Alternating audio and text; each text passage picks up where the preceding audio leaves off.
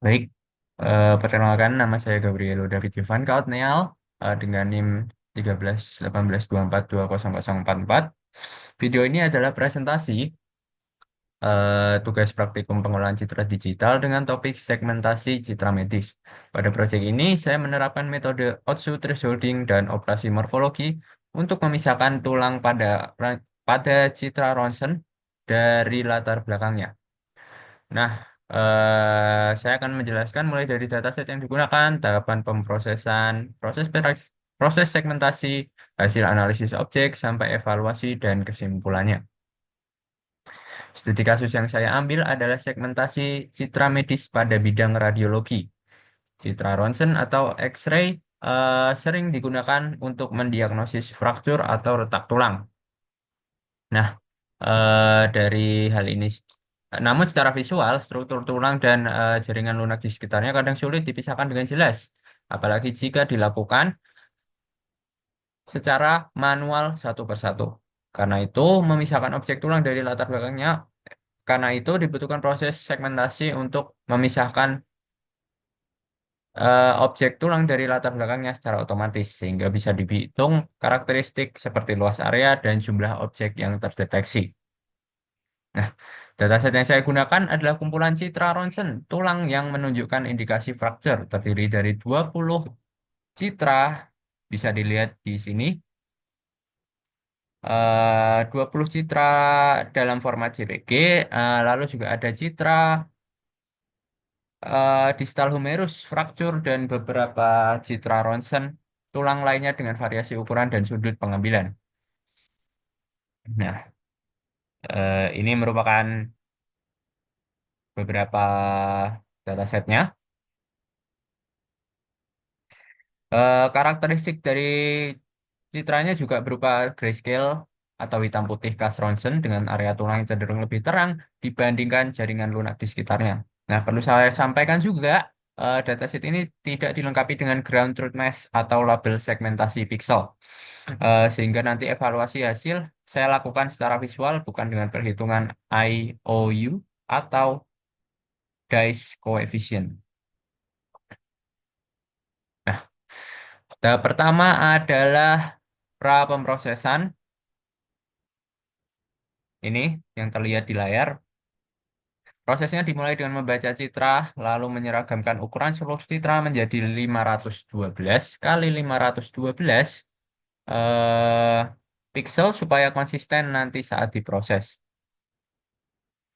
Lalu selanjutnya citra diubah menjadi grayscale. Ini diubah menjadi grayscale karena proses thresholding hanya membutuhkan informasi intensitas bukan warna. Terakhir, saya menerapkan Gaussian blur untuk mengurangi noises pada citra, lalu supaya hasil thresholdingnya nanti tidak terlalu terpengaruh oleh variasi pixel kecil yang tidak diinginkan. Nah, selanjutnya masuk ke proses segmentasi. Proses segmentasi.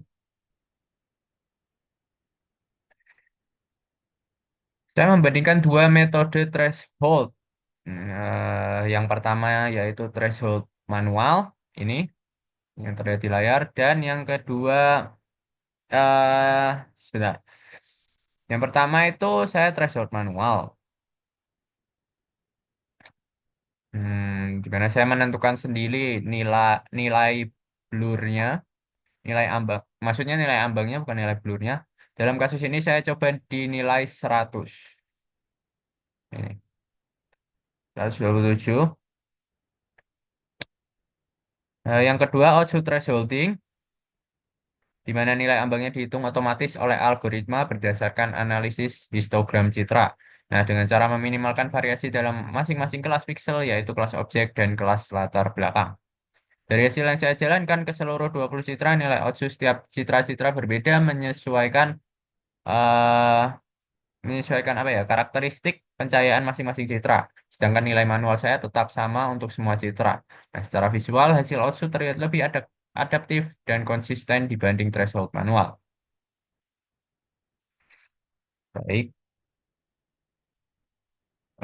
lalu selanjutnya kita ke operasi morfologi. Setelah proses thresholding, hasil citra biner masih mengandung noises berupa titik-titik. Jadi, dan lubang di dalam objek seperti mana ya? Ya, ini opening, closing. Kemana ya?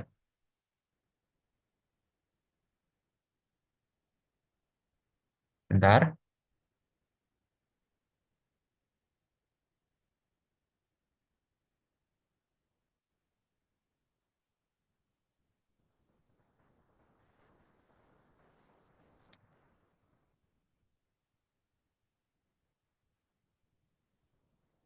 Ya.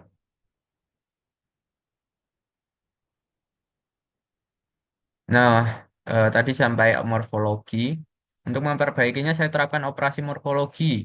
Morfologi itu di sini, morfologi. Pertama, opening untuk menghilangkan noise-noise kecil di luar objek utama. Kedua, closing untuk ini, closing apa ya? Untuk menutup lubang-lubang kecil di dalam objek supaya bentuknya lebih utuh. Dan terakhir, dilatasi untuk mempertegas dan sedikit memperluas area objek hasil segmentasi. Selanjutnya, kita masuk ke, nah ini untuk visual dari opening, closing, dan dilatasi. Waduh, coba.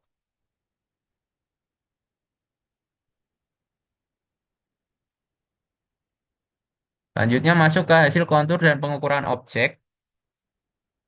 Ini. Setelah citra hasil morfologi didapat, saya mendeteksi kontur objek menggunakan fungsi find contours dan OpenCV. Ini. eh Dari kontur ini, saya bisa menghitung jumlah objek yang terdeteksi pada setiap citra, serta luas objek dalam satuan piksel. Hasilnya saya rangkum dalam tabel ringkasan seperti yang terlihat nanti. Habis ini saya lihatkan tabelnya. Mana ya? Nanti akan ada tabel. Lalu selanjutnya, saya juga menandai objek yang terdeteksi dengan garis kontur berwarna hijau seperti yang terlihat di sini. Dan bounding box berwarna merah pada setiap citra. Nah, untuk hasil di sini saya hanya menunjukkan satu citra saja.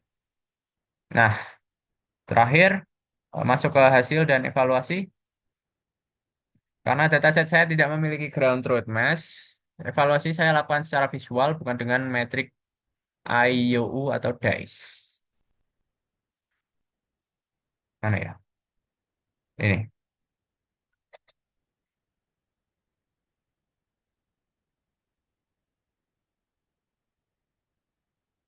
Ini ya.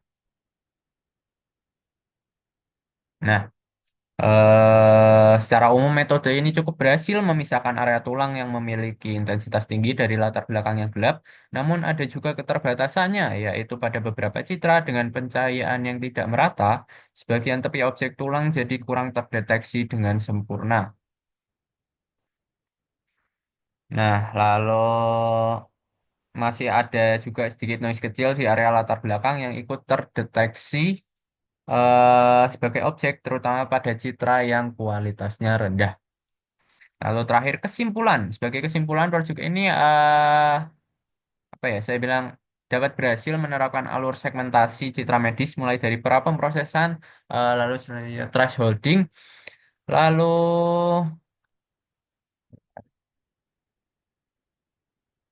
oh ya ini saya lupa menunjukkan. Ini hasil dari perbandingan thresholding manual dan OTSU untuk seluruh datasetnya. Tapi terlalu banyak saya jadi saya masukkan hanya 5 dataset ini.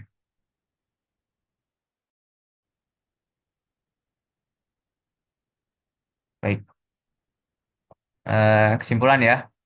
Thresholding manual dan tadi sampai oke. Proyek ini menerapkan alur segmentasi citra medis mulai dari pra-pemrosesan thresholding manual dan OTSU, operasi morfologi hingga analisis kontur objek. Output thresholding terbukti lebih adaptif dibanding threshold manual karena menyesuaikan nilai ambang pada karakteristik tiap citra. Nah, oh ya, karakteristik tiap citra itu secara otomatis. Operasi morfologi juga efektif memperbaiki hasil segmentasi dengan mengurangi noise dan menutup lubang pada objek. Dan untuk pengembangan selanjutnya, hasil segmentasi bisa ditingkatkan dengan menggunakan adaptive thresholding untuk kasus pencahayaan tidak merata atau menggunakan pendekatan deep learning untuk kasus yang lebih kompleks. Sekian presentasi dari saya. Terima kasih sudah menonton. Wassalamualaikum warahmatullahi wabarakatuh.